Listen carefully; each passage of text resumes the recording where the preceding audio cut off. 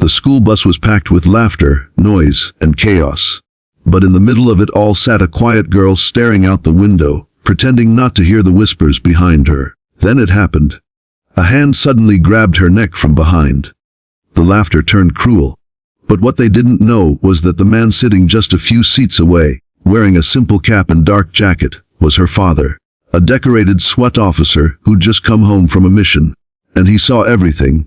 That day, the bullies thought they were untouchable, but they had no idea who they were messing with. 15-year-old Emily Turner had always been the quiet one in school.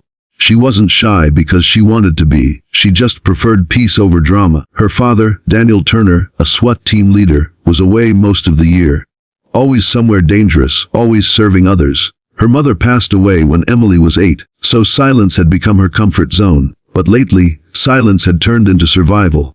The new school year had brought a new wave of bullies, loud, arrogant kids who smelled weakness from a mile away. The ringleader, Troy Benson, was the kind of boy who believed popularity gave him permission to be cruel. Alongside him was Chloe, a girl who followed him everywhere, laughing at his jokes even when they were cruel. They picked on Emily because she didn't fight back. She didn't scream. She didn't react. But that only encouraged them more. That Friday morning, Emily sat alone on the school bus, clutching her backpack tightly. She tried to keep her headphones in, but she could still hear them. The snickers, the whispers, the words that hit harder than punches. "Hey, quiet girl," Troy said, walking down the aisle. Still ignoring us, Emily kept her eyes on the window. She didn't look at him. Troy smirked. "You think you're better than us?" Before she could move, he reached out and grabbed her neck from behind, pushing her head forward. Laughter erupted. Her breath caught in her throat. Panic surged through her chest. She froze. But in the back of the bus, behind a newspaper and a calm expression, Daniel Turner lowered his paper slowly. He had boarded the bus that morning as a surprise for Emily. He had just returned from a week-long operation and wanted to spend time with her. He thought sitting nearby, quietly watching her go to school, would make her smile. Instead, he saw something that made every inch of his blood boil. His instincts kicked in. His training told him to assess before acting, but his father's heart told him something else. He stood up, quietly, calmly. The bus driver, unaware, kept driving. The other kids were too busy laughing to notice him walking down the aisle until his shadow loomed over them. Troy turned and froze. Daniel's presence was silent but commanding. "Take your hand off my daughter," he said, voice steady but filled with warning. Troy's hand snapped back like he'd touched fire. His friends went pale. Daniel crouched slightly, looking Troy dead in the eyes. "You think this is funny? Grabbing someone smaller than you think that makes you tough?" Troy stammered. I didn't mean."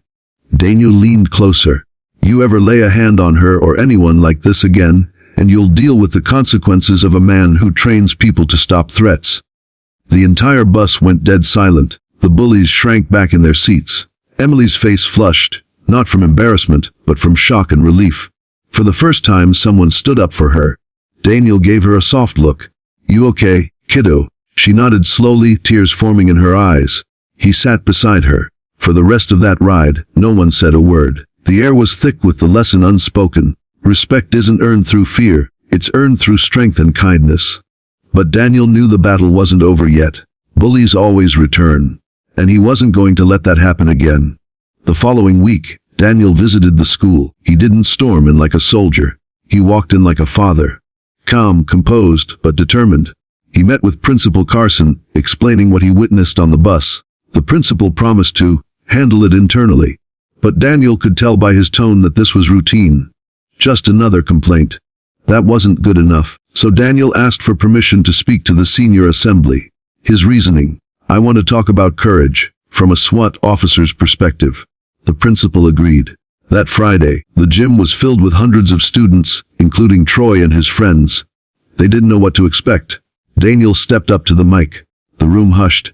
He began, "Courage isn't about how loud you are. It's not about who can shout the hardest or make someone else feel small. Courage is standing up for what's right, even when you're scared. It's protecting those who can't fight back." He paused, his eyes moving across the crowd, landing on Troy.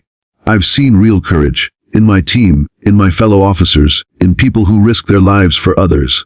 But lately, I saw something different. I saw kids confusing cruelty with strength, A silence hung heavy in the air. He continued softly, "When you hurt someone weaker than you, you don't become powerful.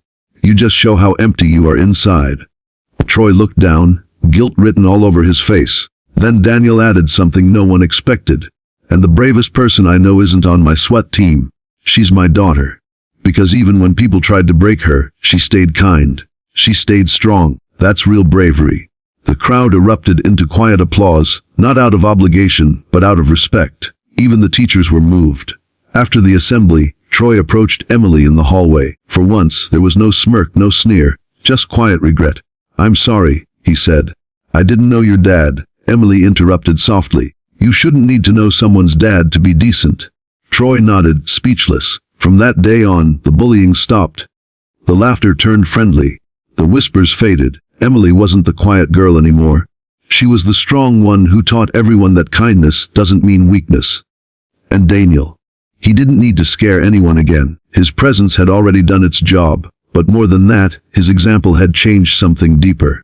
Sometimes the strongest people are the quietest ones. And sometimes, the ones we underestimate carry the loudest lessons. If this story touched your heart, don't forget to subscribe to SH Stories, where every story reminds us that courage, kindness, and love are the real powers we all hold inside.